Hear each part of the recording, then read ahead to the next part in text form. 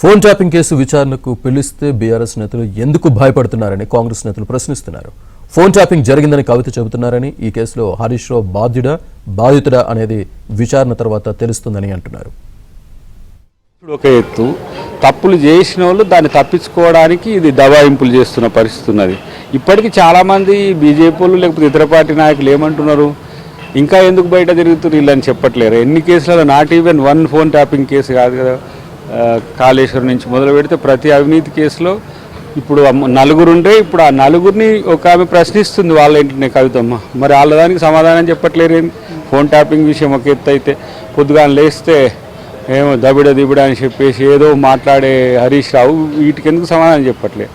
అందుకని phone tapping ఇష్యూలో సీరియస్గా సిట్ చేసే కార్యాచరణకు మద్దతు చెప్తే మంచిది. విచారణ జరగకపోతేనేమో విచారణకి మేము సహకరిస్తాం, విచారణ చేసుకోండి అని చెప్తారు. విచారణ జరుగుతేనేమో న్యాయస్థానాన్ని ఆశ్రయించి విచారణ జరగకుండా అడ్డుకునే ప్రయత్నం చేస్తారు. కేవలము వీళ్ళు తప్పులు చేశారు కాబట్టి ఆ తప్పుల్ని అంగీకరించలేక కావాలని చెప్పి ఏదైతే న్యాయస్థానాల పేరు ఇతరితర పేర్లు చెప్పి రాజకీయంగా షో ఆఫ్ చేసే ప్రయత్నం చేస్తారు.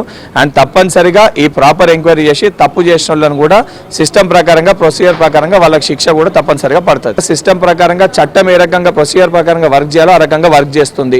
కానీ వాళ్ళు తప్పు చేసారు కాబట్టి జీర్ణించుకోలేక వాస్తవాలు చెప్పలేక షో ఆఫ్ చేసే రాజకీయాలు బీఆర్ఎస్ పార్టీ హరీష్ రావు గారు కేటీఆర్ గారు చేస్తారు. తప్పేంది ఈరోజు విచారణకు పిలిస్తే హరీష్ రావు గారు జరిగిందని మరి బాధించిన వ్యక్తి బాధింపబడ్డ వ్యక్తి రేపొద్దున విచారణలో బయటకు వస్తుంది.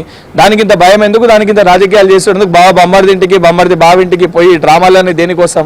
చట్టం తన పని తాను చేసుకపోతుంటే నువ్వు చేసేటువంటి ఫోన్ ట్యాపింగ్లు, ఇలా భార్యాభర్తలు మాట్లాడితే దాని ఫోన్ ట్యాపింగ్, రాజకీయ నాయకుల ఫోన్ ట్యాపింగ్, అధికారుల ఫోన్ ట్యాపింగ్, సిగ్గు తప్పి ఫోన్ ట్యాపింగ్ కేసులో ఇరికి ఇలా విచారణకు పోతుంటే నేనేదో పోరాట యోధుని, నేనేదో ఉద్యమకారుని, ఆ రోజు ఉద్యమాన్ని రగిచి ఇవాళ అగ్గిపెట్టి పెట్రోల్ తెచ్చి అగ్గిపెట్టే దొరకని అగ్గిపెట్టే హరీష్ రావు ఇవాళ మా ప్రభుత్వం గురించి మా ముఖ్యమంత్రికి మాట్లాడితే తస్మాత్ జాగ్రత్త, తప్పకుండా మీ బండారం బయటపడుతుంది.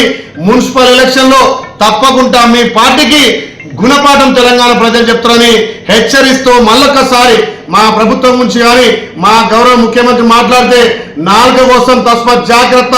హరీష్ రావు నువ్వు ఒక దొంగ, ఒక చీటరు,